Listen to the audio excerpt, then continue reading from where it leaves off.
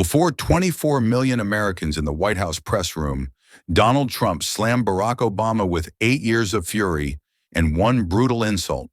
Cameras locked in as Obama rose 7 silent seconds that felt heavier than a decade of speeches, and the air snapped with a clash of rage against calm.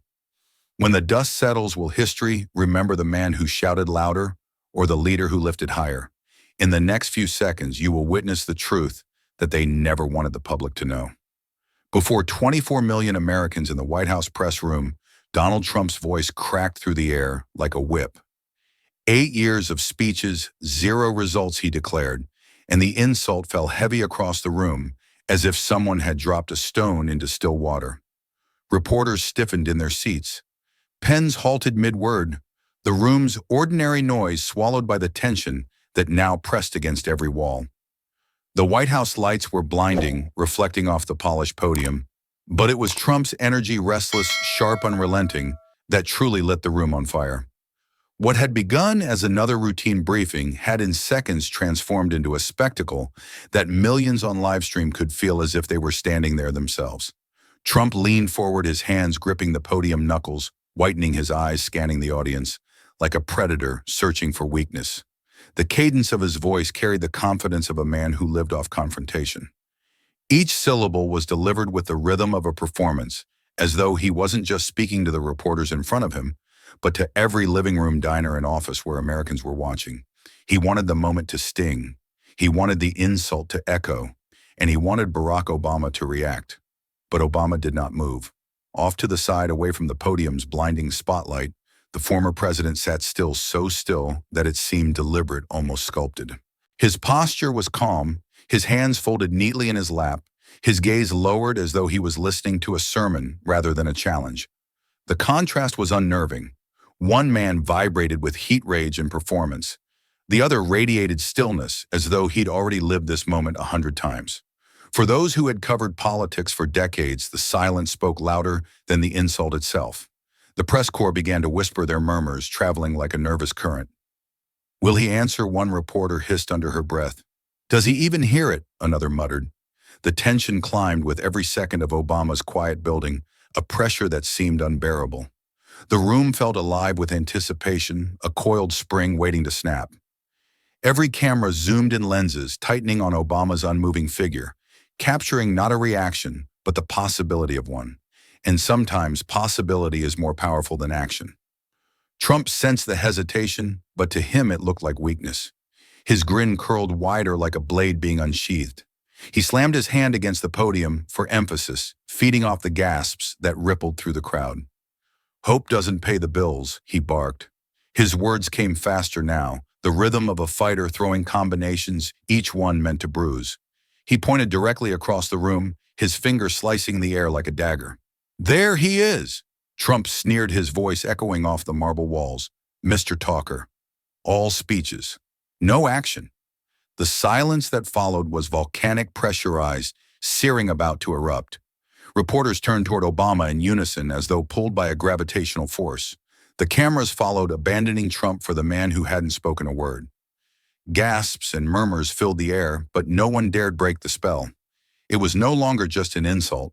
It was a public challenge broadcast to millions, a collision between rage and restraint. And in that instant, the entire room held its breath, waiting to see if the stillness would shatter or if silence itself was the answer. The insult still hung in the air like smoke after an explosion, and yet Barack Obama did not move. Cameras zoomed in so tightly that every crease of his suit, every flicker of light across his still face, became the center of attention. Reporters leaned toward one another in hushed tones, their whispers barely audible, but sharp enough to slice through the silence. The tension was unbearable, not just inside the press room, but across the millions watching at home, each second stretching into eternity. Donald Trump, sensing opportunity, struck harder. His voice sharpened, echoing with the bite of a hammer on steel. "Hope doesn't pay the bills. People are tired." He spat the words with venom, pounding the podium as though trying to shake Obama out of stillness. Some reporters nodded reflexively, not in agreement, but in recognition. This was the Trump they had come to expect, relentless, aggressive, incapable of surrender once he scented blood. His rhythm quickened, but with every rising note, the still figure across the room only grew heavier with presence. Obama remained motionless, a silhouette of composure, in a room drowning in noise.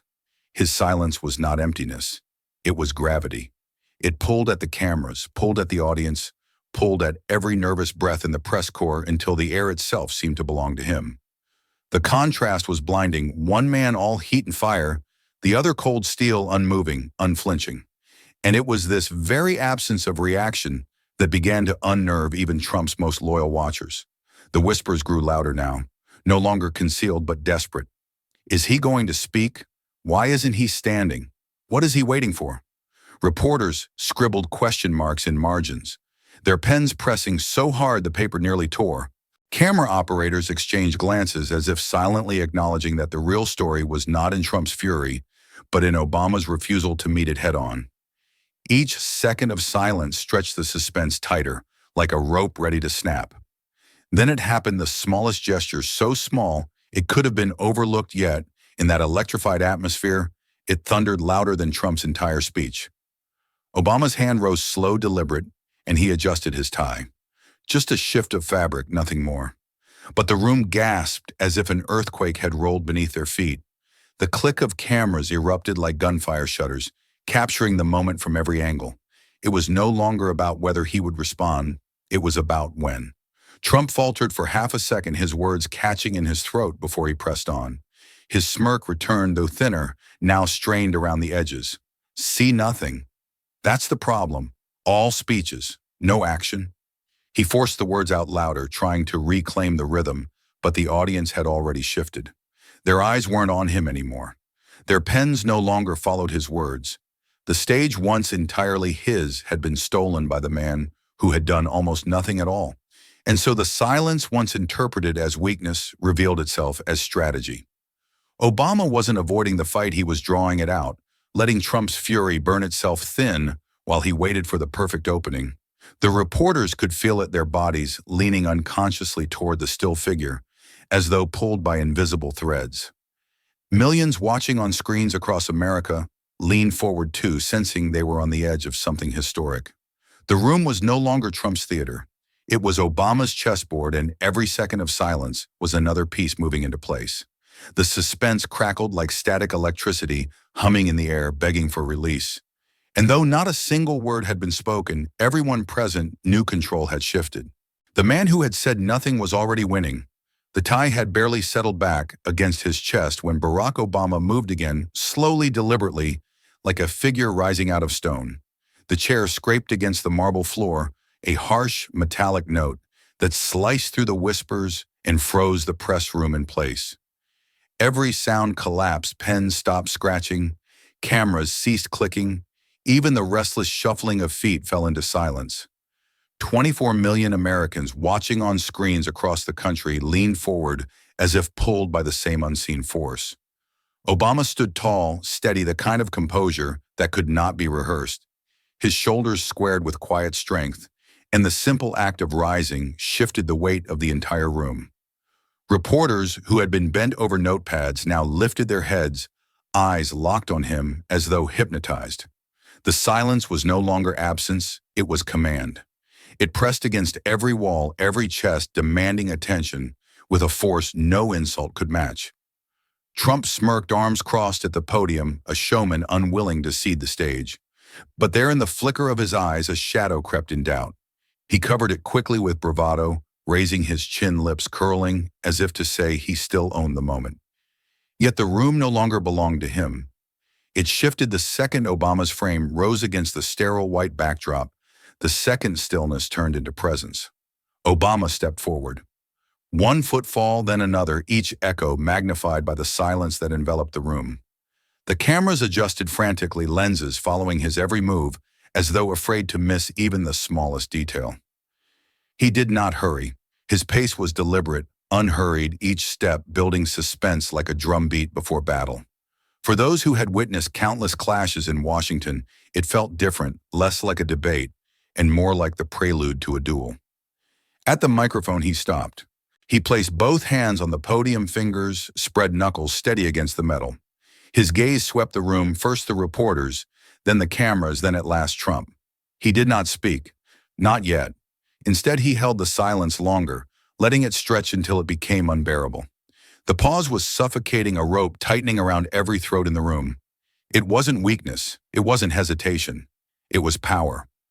Reporters leaned forward unconsciously, their breaths shallow, their pens trembling just above the page. The world outside, the cars passing on Pennsylvania Avenue, the chatter in coffee shops, the hum of television seemed to vanish. All that remained was this room, this moment, this silence.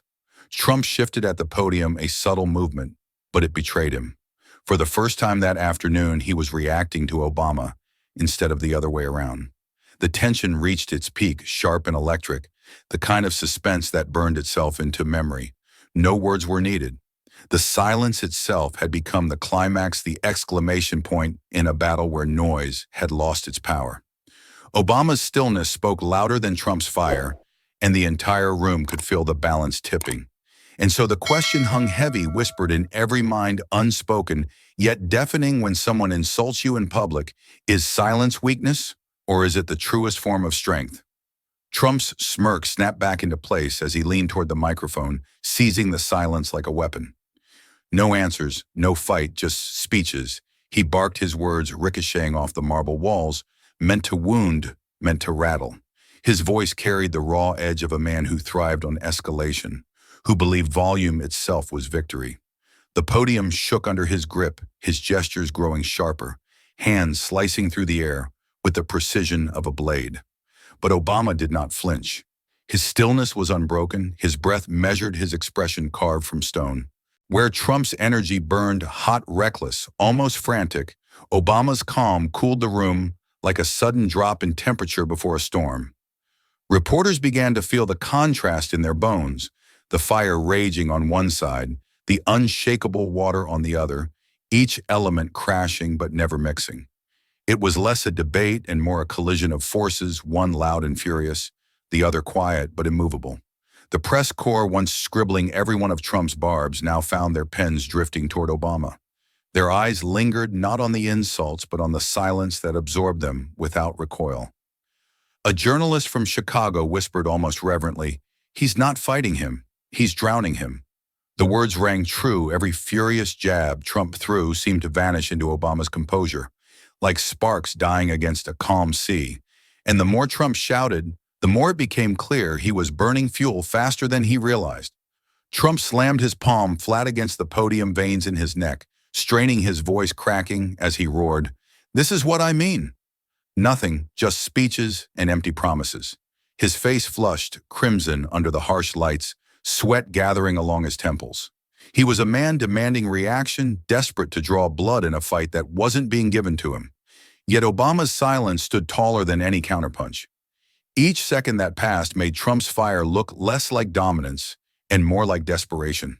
Cameras zoomed tighter on Obama, their operators instinctively understanding where the true story lived. His jawline was sharp under the lights, his hands resting lightly on the podium, his eyes steady, unblinking. It was composure, weaponized serenity, turned into defiance. The press room, once echoing with Trump's rhythm, now pulsed to Obama's quiet command. For the millions watching at home, the difference was undeniable: noise versus gravity, bluster versus presence. The tension swelled again, cresting like a wave that refused to break. Every shout, every insult from Trump seemed to crash and dissolve against the silence, leaving behind only the stark reality of two men, one unraveling, the other unshaken. It was fire hurling itself against water sparks, scattering but unable to ignite. And as the room leaned toward Obama, pens hovering, cameras unblinking, it became clear the story was no longer about Trump's words. It was about the man who didn't need them. The silence had stretched so long, it felt like the entire nation was holding its breath. But then Barack Obama finally lifted his head. His voice cut through the thick air, not loud, not hurried, but steady, deliberate, each syllable weighted like iron. "Pride isn't measured in numbers. It's how we treat one another." The sentence rolled over the room like a tide, cool and unrelenting, dousing the flames that Trump had been fanning for minutes.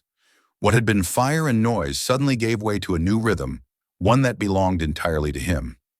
Reporters froze for half a second, stunned by the shift, And then the scratching of pens began again, different now, more urgent, no longer chasing Trump's insults, but capturing Obama's cadence. The cameras swung toward him, operators adjusting focus, as though they too had decided the story had changed hands. Even the murmurs in the crowd carried a different energy, softer, steadier, a ripple of validation flowing across the room. Trump had wanted spectacle, but what he got instead was a reminder of something quieter, something heavier. Obama didn't lean forward or pound the podium. He let stillness carry his weight. His words weren't defensive, they were reframing the entire battlefield. Pride, he said again, slower this time, his gaze sweeping across the crowd, isn't what you hold up on a chart, it's how you make people feel when they're at their lowest. The press leaned in, pens flying their eyes, reflecting something they hadn't expected: empathy inside a room designed for combat. The contrast was cinematic. Two men, two styles, one moment that seemed to tilt the balance of power without a single shout. Trump tried to break in, his voice sharp, empty speeches. Always the same hope and talk, nothing else. But his interruption landed weaker now, his volume too shrill against the calm clarity of the man standing opposite him. His words bounced, echoing, but they no longer cut. The audience didn't lean toward him anymore. They were fixed on Obama, drinking in each pause, each subtle turn of phrase. Even those who had come expecting fireworks found themselves disarmed by the slow burn of something more powerful. The room felt altered, as if invisible lines had been redrawn.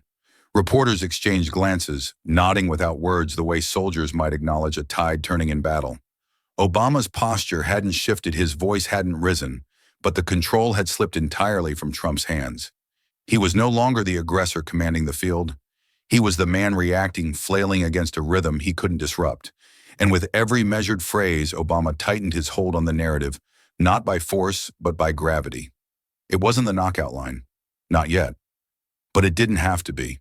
The silence had prepared the ground, and now the words were beginning to root steady and unshakable.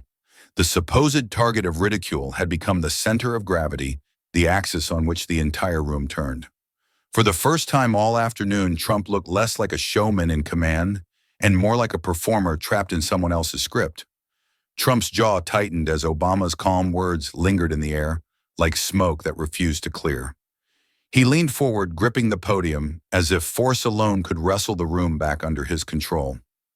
"That's what I mean," he shouted, voice pitching higher than before. No answers, no action, just speeches. The words rang out sharp, but they cracked at the edges, carrying more desperation than dominance. The supporters clustered in the back rows, nodded furiously, trying to feed his momentum, but their energy felt isolated, thin against the weight of the silence surrounding Obama. The reporters up front no longer scribbled Trump's words with the same urgency. Their pens moved only when Obama shifted, only when his voice slipped back into the air. The spotlight, once Trump's weapon, had begun to betray him. His face glistened under the heat of the cameras, sweat gathering at his brow, each bead captured and magnified for millions watching live. He pounded the podium again, harder this time, his gestures sharp and jagged, the rhythm no longer smooth but frantic. He talks about pride, about feelings. What does that do for America? His volume rattled the microphones, but the noise no longer carried weight. Reporters exchanged glances, some even smirking, as if they were watching a boxer throw punches into empty air. The irony was unmistakable. The louder he roared, the smaller he seemed. Obama remained still, hands resting lightly on the podium, his eyes steady, unblinking. He didn't interrupt, didn't flinch, didn't even shift his posture. And that composure was devastating. It made Trump's fire look like flailing, his energy like panic. The crowd could feel it. The hunter who had walked in swinging now looked cornered by the very silence he had mocked. Trump's voice rose again, cracking with strain, words tumbling faster than his breath could catch. 8 years of weakness, 8 years of failure. People are tired of this. His arms slashed through the air, his face flushed, red veins taut along his neck. But every furious sentence only deepened the reversal. His noise wasn't commanding anymore. It was pleading, defensive, the sound of a man losing grip in real time. The cameras told the truth more than the words did. One lens zoomed in on Obama's calm face, serene, unreadable, stronger in its stillness than any outburst could match. Another camera caught Trump's clenched fists, his jaw grinding, his smirk stretched too thin to hide the cracks. Side by side on split screens across America, the contrast was damning fire that was burning itself out against water that refused to move. The energy in the room flipped. Reporters leaned toward Obama, their pens poised, their eyes hungry for his next word, while Trump's shouts began to echo into a void. For the first time in that press room, the audience wasn't following the loudest voice. They were waiting for the clearest one. And so the mini-climax crystallized the spectacle of a hunter who suddenly looked like prey, a performer unraveling under the weight of his own volume. The question that rippled out of the silence was sharp, unrelenting, impossible to ignore what truly convinces an audience: volume or conviction. The clash inside the White House press room didn't stay contained. It detonated across America like a shockwave. Within minutes, clips of Obama's stillness, his calm words, and Trump's unraveling fury flooded every platform. On television, anchors replayed the moment in slow motion, pausing on the silence, on the tie adjustment, on the single phrase, "Pride isn't measured in numbers. It's how we treat one another." In living rooms from Detroit to Dallas, families stopped mid-dinner, forks hovering above plates, eyes glued to glowing screens, as if history itself had walked into their homes. TikTok exploded with stitched videos, teenagers layering dramatic music over Obama's pause, replaying the 7 seconds of silence like a cinematic trailer. Twitter trended instantly. Shocker, Obama moment, and Eura, lift people up, surged to the top, each hashtag carrying millions of retweets within the hour. Some captions mocked Trump's outbursts, others celebrated the calm that had cut through his noise. And yet the effect was the same: people were watching, sharing, dissecting, as if the press room had transformed into America's collective stage. In a small diner in Ohio, truckers on a late-night stop leaned over coffee mugs, one muttering. He shut him down without even raising his voice. At a barbershop in Detroit, the television above the mirror replayed the clip on loop, customers craning their necks to catch it between haircuts. The barber shook his head slowly, clippers buzzing in his hand. "That's class," he said under his breath, while his customer frowned, replying, "Class doesn't fix potholes. Trump fixes things. Obama just talks." The room crackled with disagreement, yet no one looked away from the screen. Meanwhile, in a classroom in Arizona, a political science professor paused the footage mid-sentence, pointing at the screen like a coach breaking down game tape. Notice the body language. Notice the silence. That's not weakness, that's control. Students debated fiercely, some praising Obama's restraint, others echoing Trump's critique. Yet for all their division, the energy in the room carried a spark, the sense that something meaningful had just shifted. Families, too, found themselves pulled into the conversation. In Kansas City, a construction worker replayed the clip on his phone during his lunch break, showing his crew with a grin. He shut Trump down without a word. Across the country in New York, a mother texted the quote to her teenage daughter at school, telling her, "This is how you fight without shouting." From rural diners to urban classrooms, from TikTok feeds to kitchen tables, the sentence began to ripple like a wave of recognition, each replay embedding it deeper into the national bloodstream. The emotional current was unmistakable curiosity giving way to something softer, something brighter: hope. For some, it was hope that calm could still win against fury. For others, it was hope that words, when measured and deliberate, could still carry weight in an era drowning in noise. And as America leaned closer to its screens, the question lingered in every household, every classroom, every shop: had they just witnessed a moment that would outlast the shouting? The clip didn't just spread, it detonated into argument. On conservative talk radio, the hosts sneered at it, their voices thick with disdain. "This is Hallmark leadership," one barked, mocking the line as sentimental fluff, the kind you'd find printed inside a greeting card. Callers piled on, insisting that Obama's calm was weakness dressed up as wisdom, a speechmaker's trick that didn't put food on the table or gas in the tank. Yet while the ridicule thundered through those airwaves in other corners of the nation, the same words were being repeated with reverence. Progressive commentators hailed it as statesmanship, a reminder of dignity in a political landscape scarred by insult and spectacle. They replayed the clip in news segments, voices hushed as though narrating a scene out of history. Editorials called it a lesson in restraint, a demonstration of power that didn't need volume to be felt. In living rooms, parents quoted the line to their children at the dinner table, telling them, "This is what leadership looks like." The same sentence mocked as hollow by some was lifted as a standard by others. The polarization was complete. The nation split down the middle, yet both sides were locked on the same moment. In classrooms, the debate ignited like wildfire. At one high school in Texas, a teacher paused the video, her students leaning forward with restless energy. One teenager scoffed, "It's just words. Words don't change anything." Another shot back, but they made him look stronger without yelling. That's real power. The class fractured into two camps, voices clashing across the room, the line itself becoming the subject of a miniature civil war. Yet in that chaos, the teacher noticed something remarkable. Every student was engaged, every eye on the screen, every voice charged with urgency. Elsewhere, the words slipped into spaces no one expected. In a community center in Chicago, a youth basketball coach repeated the phrase to his players after a tense game, telling them, "You don't prove yourself by tearing down your teammates. You prove yourself by lifting them up." On a factory floor in Pennsylvania, a union leader used the sentence in a meeting about solidarity, framing it as a call to unity instead of division. Even in church pulpits, pastors began weaving it into sermons, the cadence of Obama's voice echoing in prayers for strength and compassion. What had started as a clash in a press room was bleeding into everyday life, reshaping the language people use with one another. The irony was undeniable. The very line critics had dismissed as soft, empty, and decorative was becoming a living thing, repurposed in gyms, workplaces, sanctuaries, and homes. Polarization still burned hot, but the words had slipped past politics, carrying a life that neither camp could fully control. And as the clip continued to replay across America, the question hardened in the air like steel. When a nation is this divided, can a single sentence still bridge what anger cannot? By nightfall, the press room clash had already fractured into 1,000 clips racing across America, and Donald Trump knew it. His thumbs hammered out tweets with the force of a man cornered. Fake speeches, empty words. Obama failed this country. The caps lock screamed louder than his voice ever could. But the tone felt different now, less triumphant, more defensive, like a boxer throwing wild punches after realizing the crowd was no longer on his side.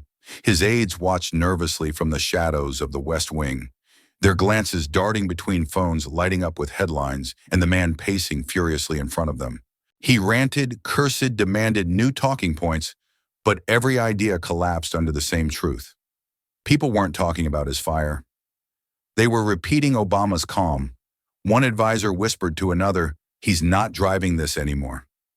It was mutiny by silence, no rebellion in the open, just a quiet erosion of faith in the performance they had built their power on. Inside the press corps, the change was even more brutal. Reporters no longer scribbled down Trump's rants with their old urgency. Pens hovered unmoved as if his words weren't worth the ink. Their attention had shifted hours earlier, and now even as Trump's voice rose higher, they remained anchored to the cadence of Obama's phrase. Camera operators framed their shots tighter on the reactions of the crowd rather than the man behind the podium. Trump still shouted, still gestured, still burned, but it felt like he was speaking into a void. On television, anchors read his tweets with weary detachment, their tones flat as though repeating lines they already knew would fade by morning.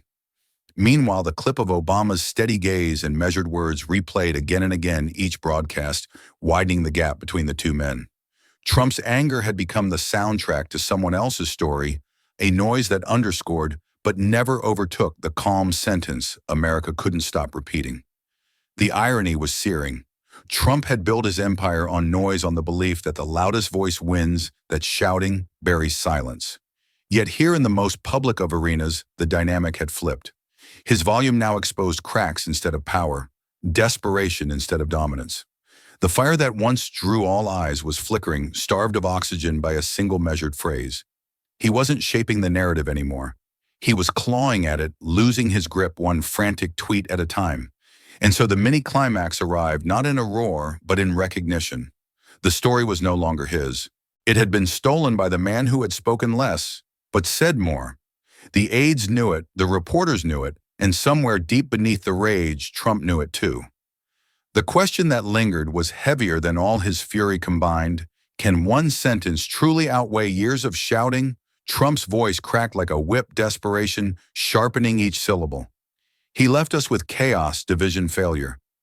The words reverberated through the press room, bouncing off marble walls and amplifying the fury in his tone. His fists clenched the podium so tightly his knuckles blanched, his body trembling with the effort of trying to claw back control. To his supporters, it was fire. To everyone else, it was overreach, too loud, too sharp, too much. The insult didn't land as a strike, it landed as a stumble. Reporters' stiffened eyes narrowing, recognizing the shift the way soldiers recognize when an enemy overextends on the battlefield. The room seemed to tilt balance, sliding toward the man who had yet to unleash his full weight. Cameras, as if sensing the turn, adjusted in unison, swinging back toward Obama. Even the silence felt different now. Not empty, not neutral, but alive with the promise of something about to break. Obama's eyes lifted slowly, the faintest flicker of recognition crossing his face. He had heard the opening, felt the vulnerability bleeding through the volume. Trump had swung too wide his fury, betraying the cracks beneath the performance. And in that fracture, Obama saw his moment. He leaned forward slightly, his frame steady, his movement small but thunderous in meaning. The microphones caught the sound of his breath, the hush of his shift, the quiet weight of a man who knew the timing was his. Trump smirked again, but this time it was thinner, strained around the edges. His words had spilled too far, and the silence swallowing them felt merciless. The press corps leaned toward Obama instinctively, pens poised, cameras locked, hearts pounding like drums in their ears. The anticipation was unbearable, like watching a fuse burn slowly toward an inevitable explosion. The audience could sense it not just in the room but across the millions of living rooms tuned in, that the calm figure at the podium was about to turn silence into a weapon. Obama's hand tightened lightly on the metal edges of the podium. Fingers splayed shoulder square. He did not rush, he did not falter. The pause stretched again, that unbearable pause that had already become his signature tonight, and it forced the world to lean closer. Every reporter, every aide, every viewer was pulled into the gravity of his composure. He wasn't just waiting to speak, he was letting the weight of Trump's overreach collapse under its own noise. And then with a voice calm and unshaken, he leaned into the mic. The fire of Trump's fury flickered smaller in that instant, like a candle confronted by a rising tide. It was the moment Obama had been holding for the space carved open by too much anger, too much noise. The opening had been given, and now the question was no longer if he would take it, but how hard it would land. Obama's breath hovered at the edge of the microphone, the silence stretched so tight it felt like glass ready to shatter. Reporters leaned in, cameras focused with surgical precision, every lens trained on the man who hadn't yet spoken. And then his voice came low, steady, deliberate, each word carrying the weight of a gavel slamming down. A president doesn't prove himself by tearing people down, he proves himself by lifting people up. The words hung in the air like a lightning strike, too bright, too sudden to absorb at once. For a heartbeat, the room froze, as if time itself had paused to let the sentence land. Pens stopped moving, shutters fell still, even the restless hum of the air conditioning seemed to vanish. Shock washed through the chamber, and then stillness, pure, heavy, absolute. 24 million Americans on screens across the nation felt it too, that shared silence when something larger than politics is spoken aloud. Reporters blinked, stunned, their mouths parted, unsure whether to write or to simply witness.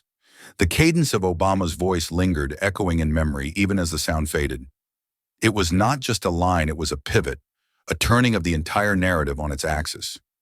Reverence rippled through the press corps, a rare acknowledgement that they had just been present for words destined to outlive the moment. Some sat straighter in their chairs, some exhaled shakily, all united by the same realization history had just spoken. Trump shifted at the podium, the smirk gone, his jaw clenched tight. His eyes darted his chest, rose and fell with uneven breath, but he forced himself to lean forward as though the posture could hide the wound. Then he muttered, voice low, almost swallowed by the silence. The microphones didn't catch it, but the cameras did. A flicker of his lips, an unguarded whisper captured in high definition, preserved forever. He hadn't lost the words, he had lost the room. The press didn't scramble for his reply. They didn't lean back toward him. Their pens came alive again, but only to etch down Obama's sentence with feverish urgency. The line itself had become the story immortalized in ink and light. Outside those walls, television producers were already cutting clips, Hashtags were already forming, and millions of Americans were already repeating the phrase like a mantra. Inside, the silence refused to break. It wasn't an absence of sound, it was reverence, a collective recognition that the battle had shifted irrevocably. The air felt heavier charged, as though the walls themselves were recording what had just been said. For Trump, the stage that had once been his weapon had transformed into a mirror, reflecting back desperation he could no longer disguise. And as Obama stood calm, shoulders square, his gaze steady across the room, the press corps knew they had just witnessed the pivot of the entire confrontation. One sentence had done what volume never could. It had stopped the room cold. The line had barely left Obama's lips before it became a wildfire. Within minutes, news networks clipped the moment and blasted it across every platform. Headlines, flashing in bold, lifting people up, Obama's words, silence Trump. On Twitter, hashtags erupted, Nashak an Obama moment, Nashak lift people up, climbing the trending charts with the velocity of a breaking storm. TikTok stitched the 7-second silence before the line, with music that made it play like the climax of a Hollywood trailer, looping endlessly across millions of screens. The press room confrontation was no longer confined to Washington, it was everywhere all at once. In Kansas City, a group of construction workers crowded around a phone during their lunch break, grease-stained gloves pointing at the screen. One of them replayed the clip twice, muttering, "That's how you shut a man down without even yelling." In a barber shop in Atlanta, clippers buzzed over steady laughter as the barber repeated the words out loud, shaking his head in disbelief. "That's class right there. Real class." His customer smiled, replying softly, "That's what my father used to say." The shop fell quiet for a beat, every eye fixed on the television, replaying the sentence on loop. Teachers picked it up too, weaving it into their classrooms by the afternoon. In a middle school in Chicago, one teacher wrote the words on the board, her chalk squeaking as she turned to her students. "A president doesn't prove himself by tearing people down. He proves himself by lifting people up." She read aloud, then asked, "What does that mean to you?" The children, still buzzing from the viral clip their parents had shown them at breakfast, argued with wide eyes, some grinning, some frowning, but all engaged.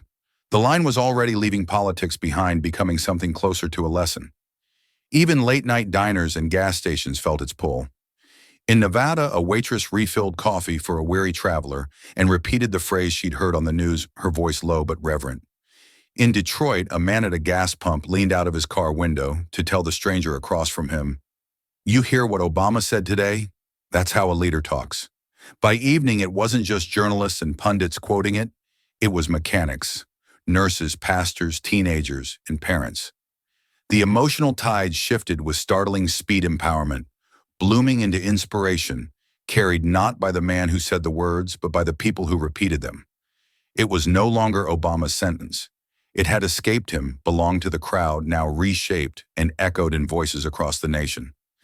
Clips became memes, memes became mantras, and the phrase turned into something larger than politics, an emblem of dignity in a fractured time. The mini-climax had arrived not in the press room, but in the street, schools, and homes of America. The sentence had leapt free, transformed from a moment into a movement. And as millions whispered it, tweeted it, wrote it down, and shared it, the question lingered like a haunting refrain. Do leaders truly write history, or do their words only live if people choose to carry them forward?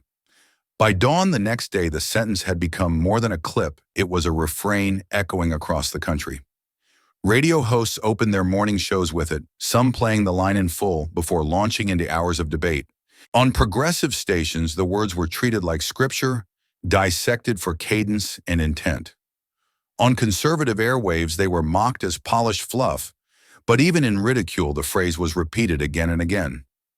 Every replay only pushed it deeper into the bloodstream of the nation. Professors slipped it into their lectures, turning it into a case study for rhetoric and leadership. In lecture halls across the Midwest, students scribbled notes while a political science professor declared, "This is how silence frames power. This is restraint as strategy." In seminar rooms, debates erupted, some insisting the words were timeless, others arguing they were clever performance. Yet every argument kept circling back to the same center, the sentence itself. Even in skepticism, it held the room. Pastors took it to the pulpit, weaving it into Sunday sermons. Congregations leaned in as preachers echoed the line with the rhythm of gospel, folding it seamlessly into Scripture. A leader lifts people up just as Christ lifted his flock. The words rolled across wooden pews and stained glass light, transforming into something larger than politics, something close to faith. Parishioners nodded, murmuring their amens, carrying the phrase with them long after the service ended. In homes across America, fathers and mothers quoted the line to their children as if passing down a proverb. In a kitchen in Ohio, a father knelt to look his son in the eye, repeating it word for word. This is what real leadership sounds like. The boy listened quietly, not fully grasping the weight, but sensing its importance from the tone in his father's voice. At another table hundreds of miles away, a mother used the phrase to soften a sibling quarrel, telling her daughters that tearing each other down would never make them strong. The words became a compass, guiding even the smallest moments of family life. Yet with hope came skepticism. At diners and bus stops, some rolled their eyes, dismissing the line as just another political soundbite destined to fade. Pretty words don't fix broken roads, one man muttered over his morning paper. Others questioned if inspiration alone could stand against years of division, if dignity could truly outlast fury. The sentence sparked as much doubt as belief, but doubt only proved how deeply it had penetrated. It wasn't ignored, it couldn't be. The cultural shock waves rippled outward, reframing conversations everywhere, from pews to classrooms, from kitchens to factory floors. Hope glimmered in some eyes, skepticism hardened in others, but the line lived in all of them. And beneath the clash of belief and doubt, one truth remained undeniable. America wasn't just quoting a politician's words, it was wrestling with them, deciding what kind of leadership it wanted to remember. The backlash came swiftly, carried not on speeches, but on pixels. Memes flooded social media within hours. Crude captions splashed across Obama's still frame. Try lifting the debt first. Others showed him adjusting his tie with words like, Hallmark leadership, only $4.99 at checkout. They spread like wildfire, shared in group chats. Posted on message boards, a digital army determined to strip the moment of its reverence. On conservative talk shows, the laughter was ruthless. Hosts leaned back in their chairs, voices dripping with scorn as they replayed the clip for their listeners. It's poetic fluff, one scoffed, pounding the desk.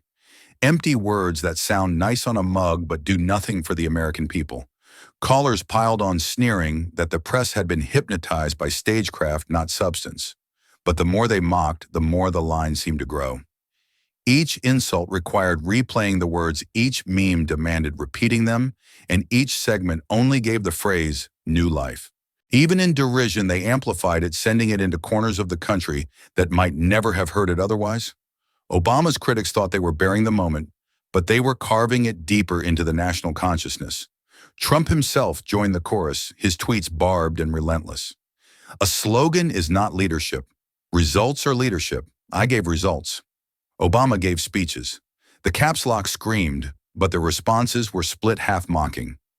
Obama half quoting the line again, often without even mentioning Trump. The irony burned his attacks, carried the very sentence he was trying to erase. In diners and workplaces, the divide hardened. One man in a Florida cafe slapped the newspaper, scoffing, lifting people up. What a joke, another countered quietly. At least it's better than tearing everyone down. Ridicule sparked stubborn resistance, each side digging in each side, repeating the phrase with its own twist. The line had stopped being a politician's words, it was now a litmus test, a mirror reflecting belief or bitterness. Radio callers mocked it online. Forums ridiculed it, late-night comedians parodied it. Yet even in laughter, the cadence remained intact, the sentence unforgettable. The critics couldn't escape its reach, because to tear it down they had to repeat it. Every attempt to mock it only ensured more people heard it, more people debated it, more people carried it. The cultural battlefield was loud, messy, unrelenting.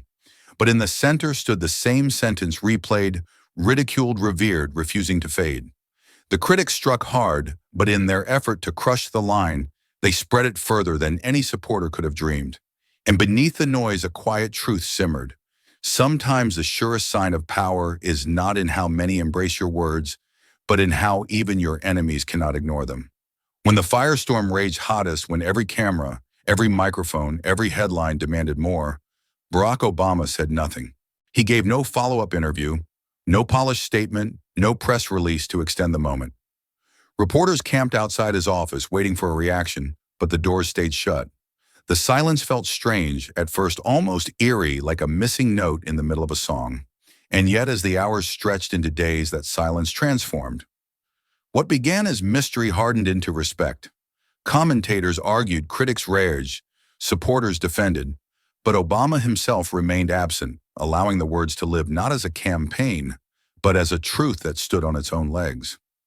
In the absence of repetition, the single line grew heavier, echoing louder than a dozen speeches could have managed.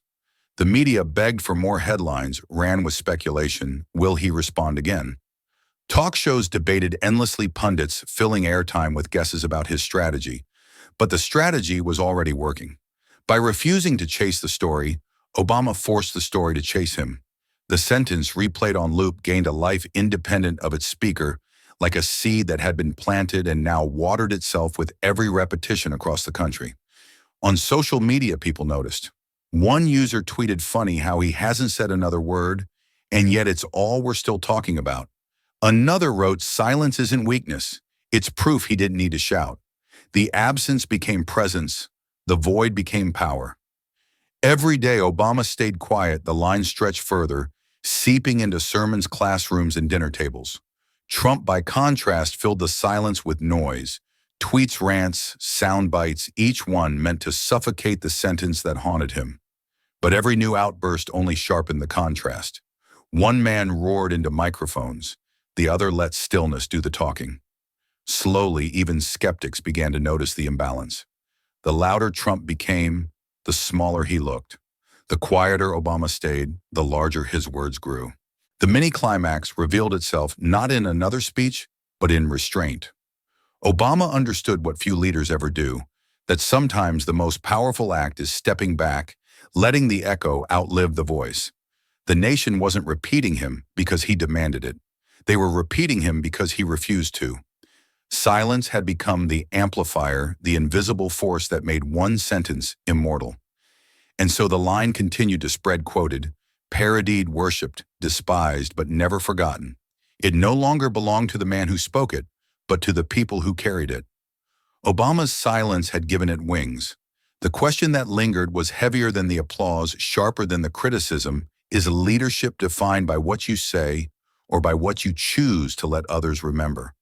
The sentence had left Washington far behind. It slipped into kitchens and offices, into playgrounds and parking lots, carried not by pundits or politicians, but by ordinary voices. In its simplicity, it became a shield, a mirror, a way for people to measure themselves against something larger. Where anger might have sparked dignity, now had a foothold. In a small-town factory in Indiana, two workers clashed over a missed shift, their voices rising above the clang of machinery. One finally stopped, pulled out his phone, and replayed the clip. Obama's words echoed through the concrete walls. A president doesn't prove himself by tearing people down. He proves himself by lifting people up. The argument dissolved into silence, the fight itself shrinking against the weight of a borrowed sentence. Neither man admitted defeat, but both walked away calmer than before. At a kitchen table in Georgia, a mother leaned over her daughters, their bickering threatening to unravel the night. She tapped the table, repeating the line word for word. Listen. Even leaders aren't measured by how loud they shout, but by how they lift others. The room stilled. The girls, caught between stubborn pride and their mother's steady tone, softened their voices. The sentence didn't erase the conflict, but it reframed it, turning a sibling quarrel into a lesson. In New York, at a neighborhood council meeting, tempers flared over funding for a community park. Accusations flew. Voices collided until an elderly man rose, gripping the back of his chair with trembling hands. He spoke the line quietly, almost reverently, as though it belonged to him. The room hushed, the tension drained, and for a moment the debate felt less like a fight and more like a shared responsibility. Even friendships found themselves shaped by it. In a college dorm in Colorado, two roommates who had drifted apart over politics sat in silence after another bitter exchange. One finally muttered, "A president doesn't prove himself by tearing people down." The other, half smiling, despite himself, finished the thought, He proves himself by lifting people up. They laughed not because the argument was gone, but because the words gave them common ground. The intimacy of these moments carried more power than headlines. The line wasn't just a political weapon anymore, it was a tool for ordinary dignity. People reached for it instinctively, the way they might grab a proverb or a prayer, not to win, but to remind. Remind their children, remind their neighbors, remind themselves. And so as it threaded through homes and friendships, it became something greater than politics. It became personal. It became proof that words could outlive the noise of shouting, that silence and restraint could ripple outward until they touched the smallest corners of daily life. The sentence no longer belonged to a press room. It belonged to the people who carried it into their families, their friendships, their lives. Trump had always thrived in the heat of the crowd, the chants, the roars, the crackle of electricity when he stepped onto a stage. But now the spotlight that once crowned him felt dimmer, colder, almost reluctant to follow. His rallies drew numbers, yes, but the energy was different, reactive, defensive, like a boxer throwing punches in the late rounds, hoping to prove he was still dangerous. The words that used to dominate the news cycle now scattered and evaporated before they landed. He bellowed into the microphone, "We're not here for speeches, we're here for action." Yet the audience's cheers were thinner, their echoes short-lived. Where once reporters scrambled to jot down every insult, their pens now hesitated their coverage, shifting to other stories. His sound bites, once lethal, had become predictable, sharp in volume, but dull in impact. The stage that had always obeyed him now seemed to resist turning into an echo chamber instead of a weapon. Behind the scenes, frustration boiled. He snapped at aides, demanding fresh lines, fresh angles, anything to reclaim the fire. But even his team knew the problem wasn't the script, it was the shadow hanging over every word. The sentence Obama had delivered lingered in the air like an anthem, and every attempt to outshout it only made Trump seem smaller. His fury fed the contrast, a reminder of what he could not erase. At one rally, he launched into another tirade, his voice straining, as he mocked, twisted, and ridiculed the words that had gone viral. But the crowd didn't surge the way it once did. The laughter was scattered, the chants sluggish, as if the audience sensed they were clapping for an echo. Some supporters glanced at their phones mid-speech, their screens glowing with the very clip he was trying to bury. Even allies began to falter. Talk show hosts who once amplified every jab now hesitated, choosing lighter topics or turning to safer targets. Senators who had once repeated his sound bites, word for word, avoided cameras, unwilling to tie themselves to phrases that no longer carried weight. The silence from his own camp was deafening, and Trump felt it like betrayal. The spotlight wasn't gone. It was shrinking, pulling away, leaving him to chase it with louder and louder shouts. The frustration cracked through his performance. His smirk faltered, his rhythm stumbled, his words rushed as if he feared silence more than defeat. Where Obama's stillness had expanded into power, Trump's noise had collapsed into fatigue. The man who once dictated every headline now found himself reacting, clawing, struggling to keep pace with a narrative he no longer controlled.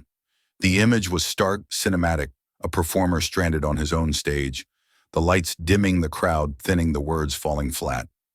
The spotlight that had crowned him king of noise was slipping, and with it the illusion of control. And as his voice echoed into emptiness, the bitterness in his tone betrayed the truth. The louder he shouted, the less he was heard. Across America, the echoes of that sentence lingered not just in politics but in memory. Families replayed it in their kitchens, workers quoted it on job sites, teachers etched it on chalkboards. And slowly people began to ask themselves a quieter question: what kind of leaders do we actually remember? The ones who tore down, mocked, and divided, or the ones who, even in storms, managed to lift others higher than they stood before? The reflection carried a nostalgic weight. Fathers thought of coaches who had believed in them when they were clumsy teenagers fumbling with a ball. Mothers remembered teachers who stayed after class, reminding them they were smarter than the world told them. Veterans recalled commanders who didn't just bark orders, but stood shoulder to shoulder in the mud, proving leadership wasn't about rank, but about presence. The line had cracked something open, the recognition that the leaders etched deepest in memory were those who carried others with them.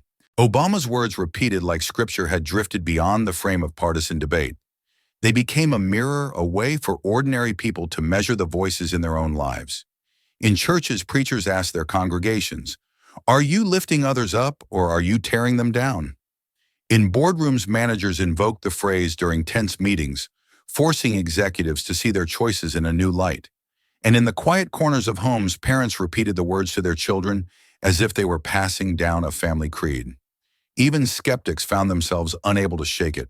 Some mocked it, still calling it sentimental poetry, but the fact remained they remembered it. They repeated it. They carried it in arguments, in jokes, in late-night debates with friends. And every time they repeated it, the sentence survived another day, another conversation, another chance to become more than a line in a press room. What had started as a clash between two men now pulsed as a lesson about the very soul of leadership. The mini-climax arrived not in another speech or headline, but in realization. A simple phrase had stepped out of the shadow of politics and rooted itself in the soil of daily life. It was no longer about Obama or Trump. It was about the people listening, about what they chose to remember, about who they wanted to become. Leadership stripped of spectacle revealed itself not in tearing others down, but in giving them strength they didn't know they had. And so in classrooms, kitchens, churches, and work sites, the mirror kept reflecting. It asked everyone who heard it to look back at their own lives, to remember the ones who had lifted them when they stumbled, who had steadied them when they doubted themselves. The open question lingered, pressing deeper than politics, more personal than power. Who in your life has lifted you up when you doubted yourself? The headlines that once screamed across the screens began to fade, replaced by new scandals, new crises, new storms. Yet the sentence did not vanish with them. It lived on, repeated not in press rooms, but in sanctuaries, on stages, and in whispered remembrances. The moment had passed, but the lesson remained. In churches, pastors folded the line into sermons, their voices carrying it through stained glass light. At graduations, principals echoed it in speeches to young men and women stepping into uncertain futures. And at eulogies, families clung to the words as a final benediction, reminding those left behind that dignity is not proven in destruction, but in compassion. The narrator's gaze widened beyond Washington, beyond politics, to the quiet places where life unfolds. There the sentence no longer felt like a weapon in a battle, but like a compass pointing toward humility. The fire of the confrontation had cooled, but its ember glowed in unexpected corners, illuminating not power, but humanity. And so as the noise of headlines dissolved into history, the words survived, smaller, softer, but somehow stronger. They became less about the man who spoke them, and more about the people who carried them forward. Moments fade, the narrator reflected, but lessons, if they strike deep enough, remain. Long after the clash had ended, people remembered not just the sentence, but the silence that preceded it. That pause, 7 seconds stretched into eternity, had carried more weight than Trump's shouts or Obama's reply. It was the stillness before the strike, the breath before the storm, the kind of silence that demanded the world lean in. Reporters who had been there spoke of it in awe, describing how the room itself seemed to hold its breath, how even the hum of the lights felt muted. They admitted that the pause was what made the words unforgettable, like a note suspended in music that makes the resolution hit harder. It wasn't domination that gave the moment power. It was patience, the discipline to wait until the air itself begged for meaning. In the retelling, the silence became the lesson. Leadership was not fury, not volume, not the endless roar of demand. Leadership was restraint, the ability to resist the impulse to strike too soon, to let calmness sharpen the edge of truth. And in that, reframing the moment found peace, a reminder that sometimes the greatest power is not in filling the silence, but in knowing exactly when to break it. The sentence that silenced a room had grown into something larger than politics. It had become a question of legacy. Across kitchen tables in workplaces and at community gatherings, people found themselves repeating it not as a headline, but as a challenge. A President Obama had said proves himself not by tearing people down, but by lifting them up. And slowly the nation began to ask, isn't that the measure of us all? The crescendo built not with noise, but with recognition. In schools, teachers reminded students that true strength was in helping a classmate who struggled.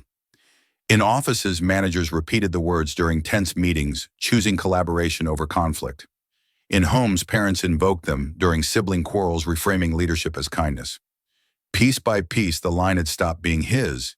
It belonged to everyone who dared to live it. The final twist was quiet but profound. The story had never really been about Trump or Obama. It was about the people listening, about the choice each person faced in their own lives. Leadership was no longer a title, no longer a stage. It was the everyday act of lifting others when it would be easier to push them down.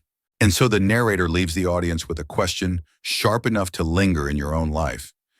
Do you want to be remembered as someone who tore people down or someone who lifted them up? In a world that often rewards the loudest voice, this story reminds us of a timeless truth. Real strength is found not in tearing others down, but in lifting them up. Barack Obama's silence in the face of insult was not weakness. It was discipline, patience, and wisdom. He waited, he listened, and when he finally spoke, his words carried the weight of history. That moment revealed a lesson we can all use in our own lives. Sometimes restraint is the greatest power, and dignity is the sharpest weapon. For those of us over 50, the lesson runs even deeper. We've lived through decades of noise, political shouting matches, workplace rivalries, even family disagreements. We know that the words that linger are not the harshest but the kindest. Our legacy will not be measured by the times we shouted the loudest, but by the moments we gave others the courage to stand taller. So here is the question for you in your own family, workplace, or community. How can you use your words or your silence to lift someone up today? Because in the end, leadership isn't about who speaks the most. It's about who inspires others to believe in themselves. Thank you for watching until this moment and for standing with us on this journey for justice. Your support means everything. Like, subscribe, and turn on notifications so you never miss what's next. And we'd love to hear your thoughts. Leave a comment below and let us know what moved you most in this story. Together, our voices make a difference.